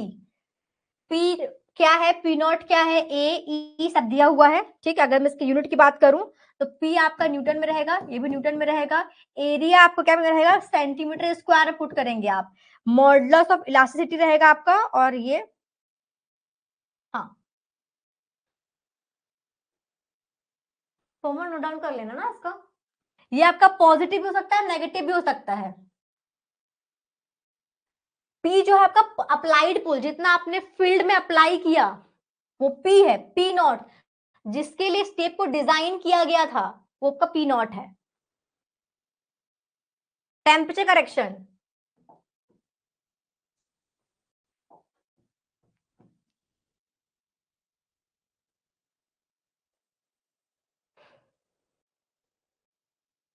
पॉजिटिव नेगेटिव दोनों हो सकता है ये वाला करेक्शन, ठीक। फॉर्मूला क्या बोलता है, Tm minus T of S length into alpha. Alpha क्या है, coefficient of thermal expansion, L क्या है, मेजर्ड लेंथ, Ts क्या है, स्टैंडर्ड टेम्परेचर, और Tm जिस टेम्परेचर पे आपने उसको काम किया है मेजरमेंट के टाइम पे, वो आपका Tm है। बस पुट आउट करोगे फॉर्मूले में, आपको वैल्यू मिल जाएगा इसका। क्लियर? चलिए नेक्स्ट आइए, सैग करेक्शन। अभी सैग करेक्शन क्या होता है,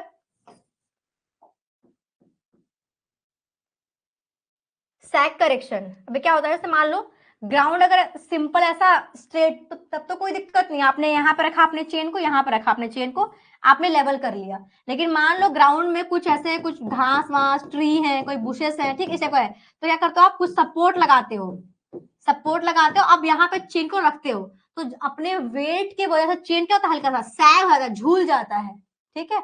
इसकी वजह से यहाँ पे क्या आता है, सैग कर्षण को अप्लाई करना पड़ता है। तो ये हमेशा क्या, ऑलवेज नेगेटिव होता है, हमेशा क्या होगा, ये जाहिर होता है ना, ये आपका जो स्लोप है ये, इससे तो ये वैल्यू क्या होगा, मतलब छोटा ही होगा, जो एक्चुअल में है सैग का झूल गया नीचे, तो इसका लेंथ के कंपेयर में ये लेंथ क्या होगा, छोटा ही होगा। तो हमेशा ये जो करेक्ट होता है क्या होता है, ऑलवेज नेगेटिव होता है ये, ठीक, हमेशा नेगेटिव होगा। वैसे भी आपको मैं बोलूं, जो भी एस से स्टार्ट होते हैं, एस से स्लोप हो गया, एस से सैग हो गया, है ना, ये एस एस वाले जितने भी होते हैं हमेशा वो नेगेटिव होते हैं करेक्शन। हाँ, सभी एस वाले क्या होंगे, हमेशा नेगेटिव होंगे। फॉर्मूला क्या बोलता है इसका, फॉर्मूला सैग के लिए क्या है, फॉर्मूला है लेंथ इंटू में WL, इसका आपने कर दिया स्क्वायर अपॉन में 24 P का स्क्वायर। यहाँ पे जो W है ना आपका, वो वेट पर यूनिट लेंथ है। क्या है, वेट किसमें है, ये वेट आपके चेन का पर यूनिट लेंथ में, पर यूनिट लेंथ। आपका जो चेन है ना, ये जो चेन है आपका, इसके 1 मीटर का जो भी वेट होगा, अगर वो आपको दिया है तो आप ये वाला फॉर्मूला यूज करेंगे, पर यूनिट में दिया रहेगा। और पूरे आपके लेंथ का देगा, पूरे आपके जो आपका 20 मीटर का जो चेन है आपका, उसका अगर आपको वेट दिया है, तो फॉर्मूला क्या बन जाएगा, L into W square upon में 24 P स्क्वायर, ये फॉर्मूला बन जाएगा। W क्या है, यहाँ पे टोटल वेट है, टोटल वेट, ठीक, क्लियर। चलिए next,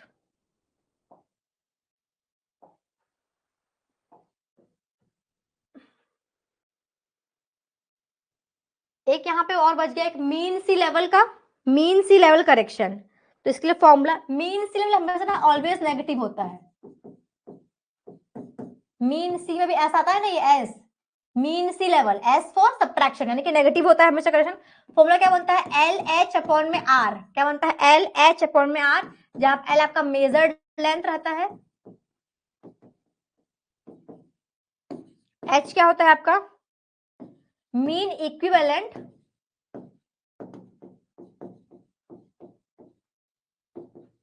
of the base line अब एमसेल, मीन सी लेवल। अभी लेवलिंग में देखें क्या होता है एमएसएल, आर क्या होता है, रेडियस ऑफ अर्थ, ठीक। बाकी एक आपका था alignment correction, correction of miss alignment, आप इसको हॉरिजॉन्टल अलाइनमेंट बोल सकते हो, हॉरिजॉन्टल मिस अलाइनमेंट, ठीक। फॉर्मूला क्या बनता है, डी स्क्वायर अपॉन में 2L, क्या बनता है, डी स्क्वायर अपॉन में 2L। तो मान लो क्या होता है, आपको अलाइनमेंट ये जाना था, आपको ये सीधा ए से बी आपको ये करते मेजर, आप गलती से क्या कर दिया आपने, ये मेजर कर लिया आपने, ये वाला लेंथ, तो ये जो है ना, ये आपका हो जाएगा डी, और आपको ये लेंथ, आपको ये निकालना है, ठीक। चलिए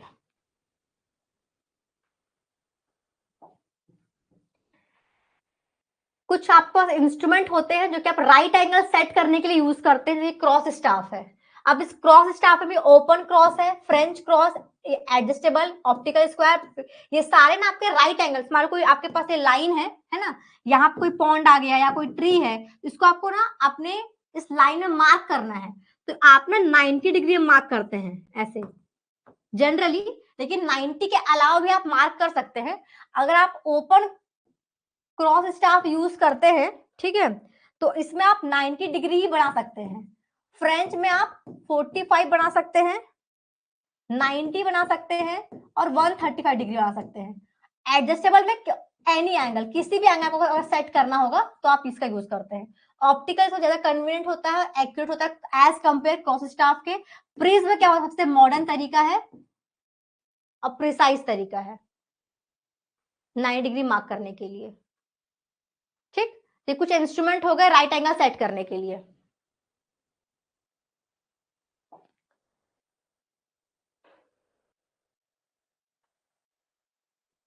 ये छोटा सा क्वेश्चन है, देखिए इसमें क्या बोल रहा है, इसमें क्या लिखा हुआ है, A 400-meter line is measured with a 20.1 meter chain instead of 20 meter. Find the true length. बहुत सिंपल सा क्वेश्चन पूछा आपको ट्रू लेंथ निकालने के लिए। ट्रू लेंथ कैसे निकालेंगे? ट्रू लेंथ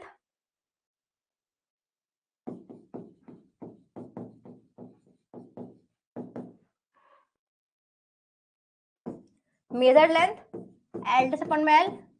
मेजर लेंथ कितना है आपके पास? फील्ड में कितना मेजर किया? 400 मीटर मेजर किए हो आप। एल डैश 20.1 और एक्चुअल में जो डेजिग्नेटेड कितने का है आपके पास चेन? 20 मीटर का है। बस पुट कर दो, 402 मीटर आ रहा होगा। ठीक है, 402।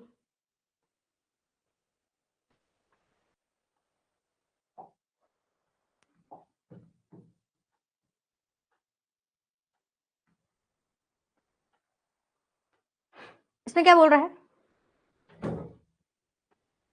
इसमें बोलता है आपको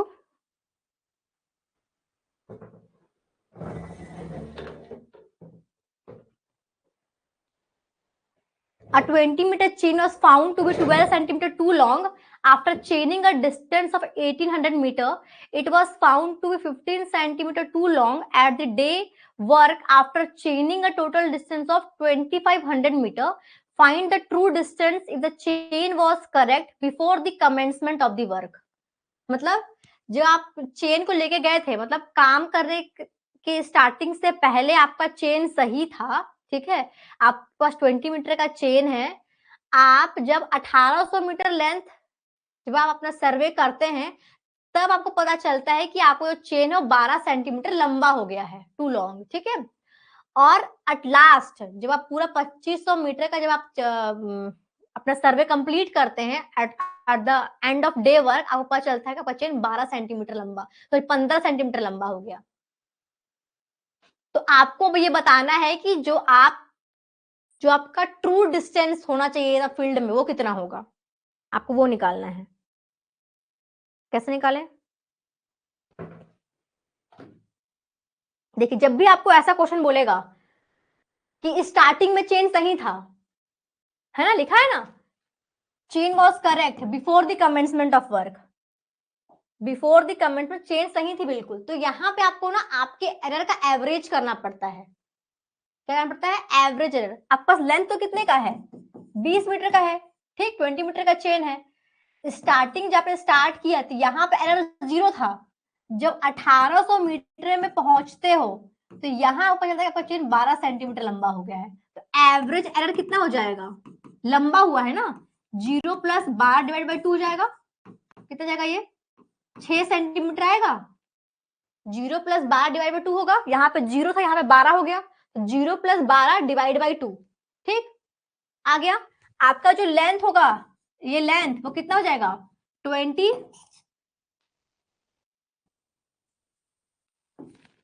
कितना जाएगा ये? 20 तो था ही, लंबा हुआ तो प्लस करेंगे, छोटा हो तो माइनस करते, है ना। 6 से कि मीटर में तो 0.06, तो जाएगा 20.06 मीटर। तो आपका जो ट्रू लेंथ हो, कैसे निकलेंगे ट्रू लेंथ? जो मेजर लेंथ कितना है? 1800 मीटर है। ट्रू लेंथ आपका चेन कितना है? 20.06, और डेजिग्नेटेड कितने का है चेन? एक्चुअली 20 मीटर का चेन है। ये सॉल्व करिए इसको।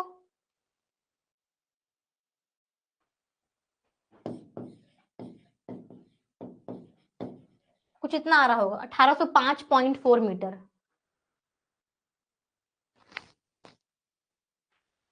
ठीक, चलिए अब देखो यहीं तक बात खत्म नहीं हुआ है, आप इसके आगे भी गए हैं।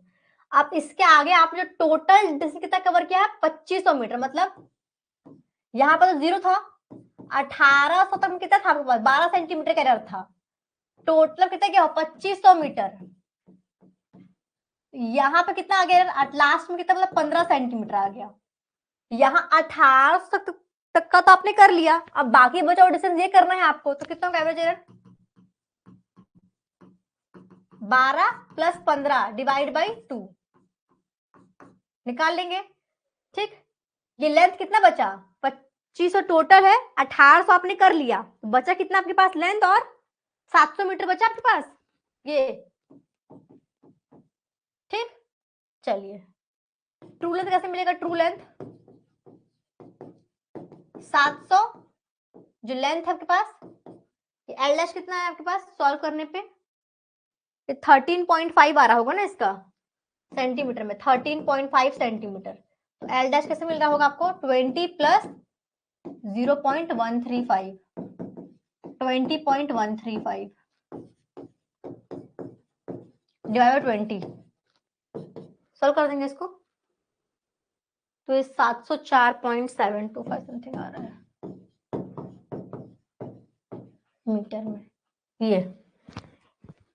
ये 1800 मीटर तक के लेंथ में इतना आया, बाकी बचे हुए में इतना आया, दोनों को जोड़ देंगे, टोटल लेंथ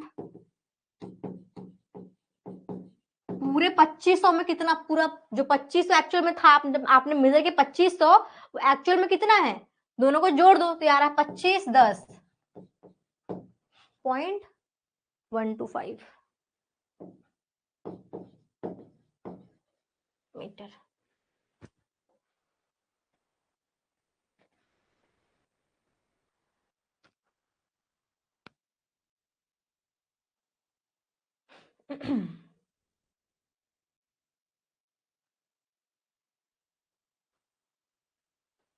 ध्यान देंगे जब भी क्वेश्चन में आपको बोलेगा ये वाला, बिफोर द कमेंसमेंट, स्टार्टिंग से पहले आपका चेंज सही था, बाद में उसमें जो भी एरर आया है, तो आप हमेशा क्या करेंगे, यहाँ पे क्या करेंगे, एवरेज लेंगे एरर का। सिंपल यहाँ पे 18 इसको 12 लेकर सॉल्व करते तो आपका आंसर जाए गलत, और वो भी ऑप्शन में होगा आपके।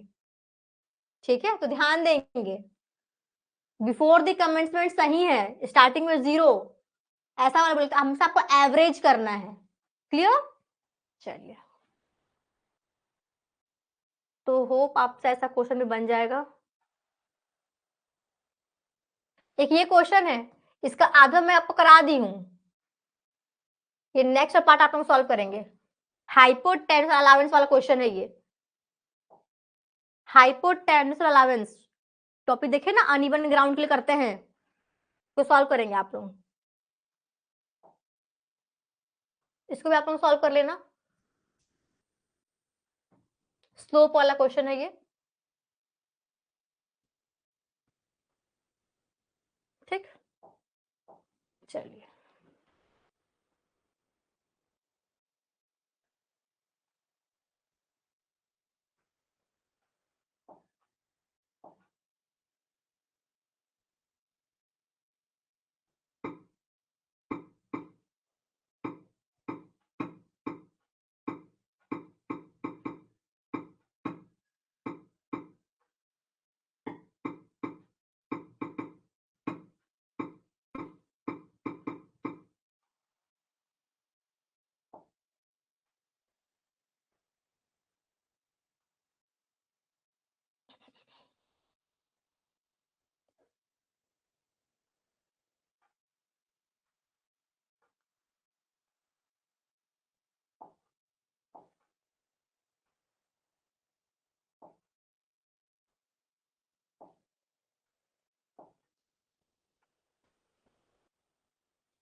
चलिए नेक्स्ट, एंगुलर मेजरमेंट।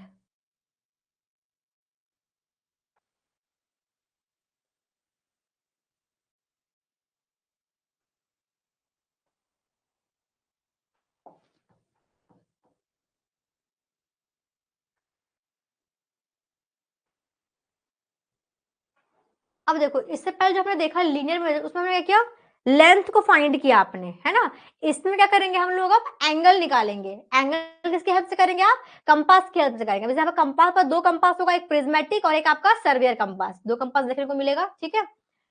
चलिए वही ट्रैवर्स, अब एंगल ये करोगे क्या, एंगल ये करोगे क्या, तो आपने मान लो एक कोई पॉइंट ए, यहां से आपने एंगल मेजर किया कंपास की हेल्प से, तो वैल्यू थीटा आ गई, जो भी एंगल होगा। आपने एक पॉइंट मिल गया बी, वैसे आपको मिल गया ऐसे सी, ये मिल गया डी, ये क्या बन गया आपका, एक ट्रैवर्स बन गया। तो कंपास की हेल्प से आप एंगल डिटरमाइन किए और आपने एक ट्रैवर्स बनाया। अब ट्रैवर्स आपका क्लोज भी हो सकता है और आपका ऐसा करके ओपन भी हो सकता है। ये आपको point A B C D, open traverse, ठीक। कंप्लीट नहीं हो रहा, जहां से स्टार्ट हुआ वहीं पे खत्म नहीं हुआ तो आपका क्लोज ओपन हो जाएगा। अगर जहां से स्टार्ट किया वहीं पे खत्म हुआ तो आपका क्लोज हो जाएगा। क्लियर। चलिए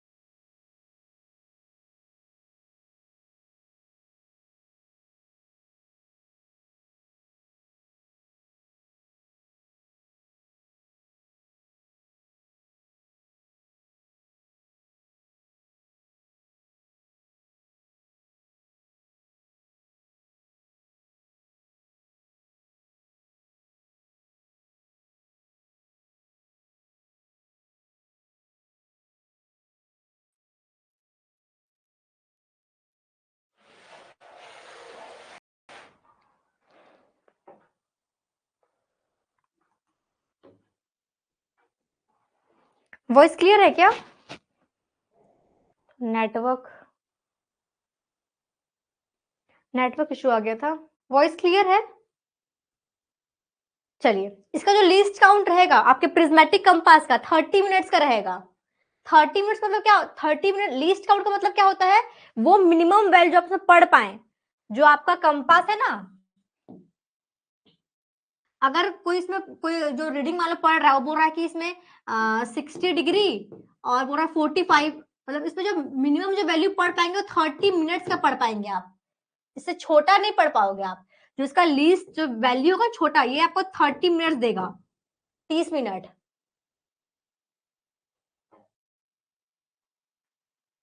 ठीक।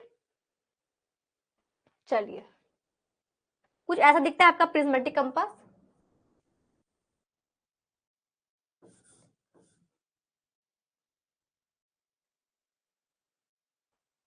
पार्ट से कुछ कुछ नाम दिए हुए हैं इसमें कि मिरर क्या है, ग्लास कवर क्या है, रिंग क्या है, एगेट केप क्या है, ठीक है इसमें। अब आइए सर्वेयर कंपास में। सर्वेयर जो कंपास होता है ना, उसका जो लीस्ट काउंट होता है वो 15 मिनट का होता है, 15 मिनट्स, ध्यान देंगे इस चीज को, ठीक है। जो आपका प्रिज्मेटिक कंपास था ना, उसमें जो रीडिंग होती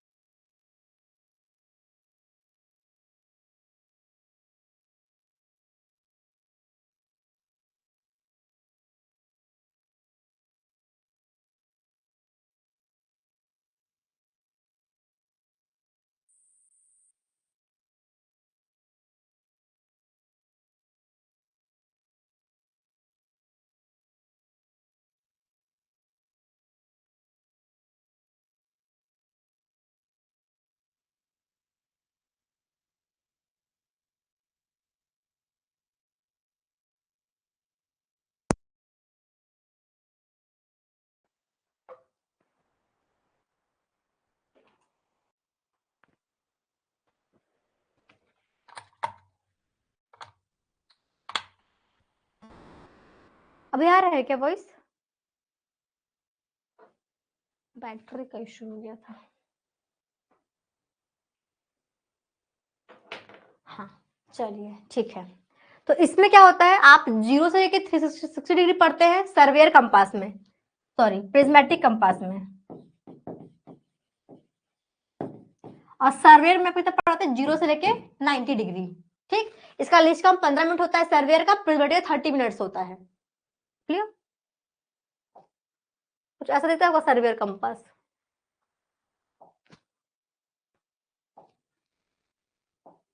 ऐसा कुछ, ये आपका सर्वेयर कंपास है।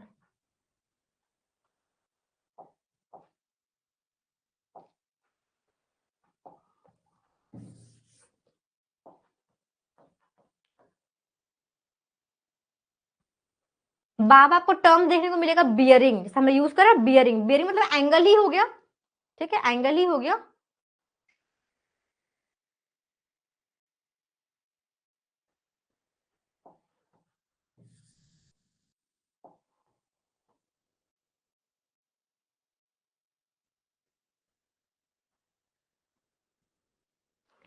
यहाँ भी क्या, horizontal angle, vertical angle, bearing या फिर डायरेक्शन, डिफ्लेक्शन एंगल। ठीक है,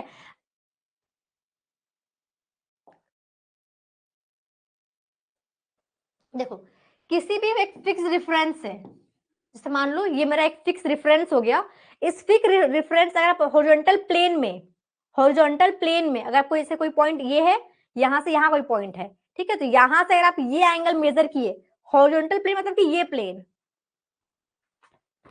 देखो ये आपका जो प्लेन है ना, ये आपका हॉरिजॉन्टल प्लेन है, और ये क्या हो गया आपका वर्टिकल प्लेन, ऐसा लगा तो ये वर्टिकल प्लेन है और ये आपका हॉरिजॉन्टल प्लेन है। ठीक है, तो अगर इस हॉरिजॉन्टल प्लेन में एक पॉइंट ये है, एक पॉइंट ये है, तो अगर आप हॉरिजॉन्टल प्लेन में किसी एक फिक्स्ड रेफरेंस से आप ये एंगल मेजर करते हैं, इसको आप बोलते हैं हॉरिजॉन्टल एंगल। अगर कोई चीज वर्टिकल में करोगे आप या डाउन में, तो आपका वर्टिकल एंगल हो जाएगा। ठीक है, तो बियरिंग जो टर्म है, वो हॉरिजॉन्टल एंगल मेजरमेंट के लिए यूज कर रहा है with respect to fixed reference, is known as bearing. उसको आप क्या बोलेंगे, बियरिंग बोलेंगे। ठीक है, अब बियरिंग टर्म्स आएगा मैग्नेटिक बियरिंग, ट्रू बियरिंग। तो अगर इसको आगे हम देख लेते हैं क्या होता है ट्रू बियरिंग, मैग्नेटिक बियरिंग। ये कुछ इंस्ट्रूमेंट यहाँ पे दिए हुए हैं जो जिससे आप एंगल का मेजर,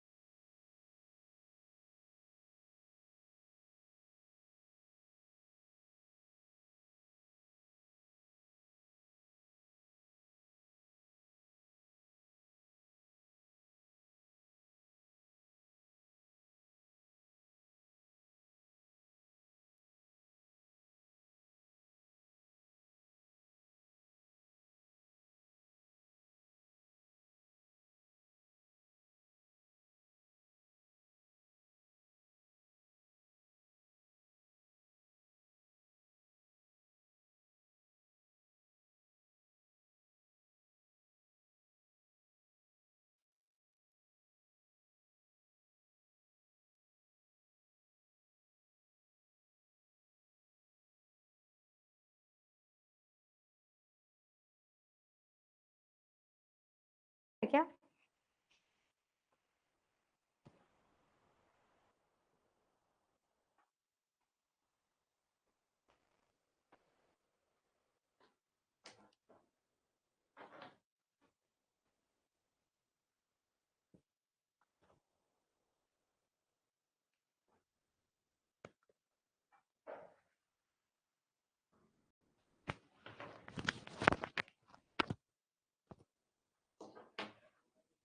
बस बस थोड़ा सा ही, फिर क्लास एंड ही करूंगी। थोड़ा बियरिंग देख लेते हैं। सेकंड हाफ में करेंगे। इसको पता थोड़ा ब्रेन देख लेते हैं। देखिए इसमें क्या है ना एक रहेगा हमारा ट्रू मेरिडियन, एक रहेगा आपका मैग्नेटिक मेरिडियन। अभी क्या होता है, जैसे कि आपका ये अर्थ है, ये नॉर्थ पोल हो गया, साउथ पोल हो गया, ठीक। इसमें आपके पास ये जो इमेजरी लाइन जो आपके नॉर्थ पोल और साउथ पोल को ज्वाइन कर रही है, ऐसे बहुत सारे लाइंस, इसको क्या बोलते हैं, लॉन्गिट्यूड बोलते हैं, ठीक है। आपके जो ग्लोब होता है उसमें जो आपके नॉर्थ पोल से साउथ पोल लाइन ज्वाइन कर रही है, जो इमेजरी लाइंस, सेवरल लाइंस हैं, इनको क्या बोलते हैं आप, जो आपके इस नॉर्थ पोल को, इसको ट्रू नॉर्थ बोल लीजिए। ट्रू जो आपके अर्थ का एक्चुअल जो नॉर्थ है, ट्रू नॉर्थ, इसको हम जियोग्राफिकल नॉर्थ भी बोलते हैं, जियोग्राफिकल नॉर्थ। और आपके जियोग्राफिकल साउथ को जो लाइन, जो इमेजरी लाइन ज्वाइन करती है, उसको बोलते हैं ट्रू मेरिडियन। क्या बोलते हैं इसको आप, ट्रू मेरिडियन, ठीक। ट्रू मेरिडियन को रेफरेंस मान के, अब देखो आपका मेरिडियन हो गया एक फिक्स रेफरेंस हो गया, इस रेफरेंस को मान के जो भी आप एंगल मेजर करेंगे, अगर आप ट्रू मेरिडियन को रेफरेंस मान के जो भी एंगल मेजर करेंगे आप ट्रू बियरिंग, क्या बोलेंगे उसको आप, ट्रू बियरिंग, ठीक है। अब क्या है, आपके जो अर्थ में, अर्थ का अपना क्या है, मैग्नेटिक फ्लक्स लाइंस भी है, अर्थ में क्या है अपने मैग्नेटिक फ्लक्स लाइंस भी है ऐसे, ठीक। तो इसका जो नॉर्थ हुआ और इसका साउथ हुआ, ठीक, इस मैग्नेटिक फ्लक्स लाइन का, तो ये आपका जो है इसको बोलेंगे मैग्नेटिक नॉर्थ, क्या बोलेंगे, मैग्नेटिक नॉर्थ। ये जो आपका होगा मैग्नेटिक साउथ।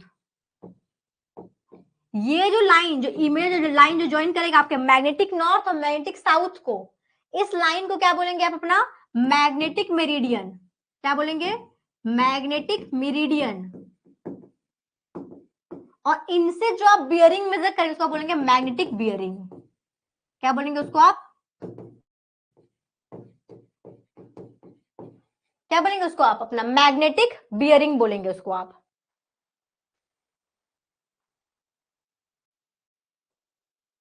क्लियर। चलिए देखो, जो आपका कंपास होता है ना, जो आपका कंपास होता है वो जो आपको नॉर्थ दिखाता है वो आपका ट्रू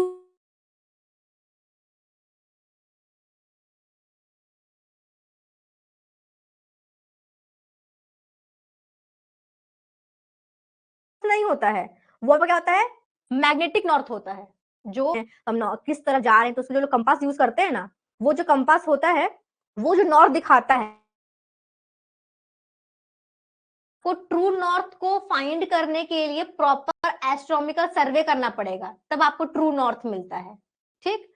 अब मान लो कोई सर्वेयर है, उसको आपके किसी पॉइंट पे जाना है, किसी पॉइंट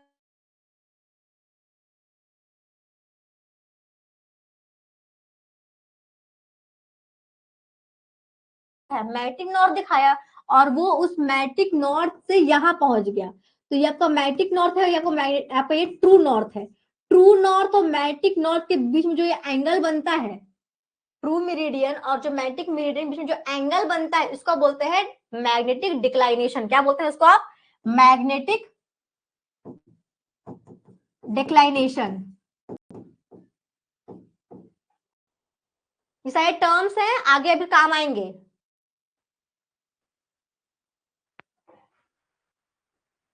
नेटवर्क इशू, आवाज नहीं आ रही क्या?